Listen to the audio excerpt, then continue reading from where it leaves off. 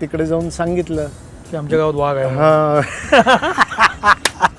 की मित्रांकडे मुली आकर्षित व्हायच्या आणि जी माझ्याकडे आकर्षित व्हावी असं वाटायचं ती साली बघायचीच नाही माझ्याकडे. तो कुठला किस्सा आहे की तुम्ही जिल्हास्तरीय खेळत होता क्रिकेट आणि मग तुझं लग्न ठरलं होतं? हे यार कोण सांगतं तुम्हाला हे? अरे काय रे 22 ऑगस्ट 2016 रोजी एक घटना घडली आणि त्या घटनेमुळे जे काही माझं आयुष्य बदललंय. तुमच्या बदल्या का व्हायच्या? सरळ सोड विचार. 22 लाखात मी प्लॅन केला त्यातले 20 मला मिळणार नव्हते का रे? मिळाले. आत्ता आजूबाजूला जे घडतंय ते घडणं अलीकडच्या नाटकांमध्ये दिसणं कमी झालंय असं मला वाटतं.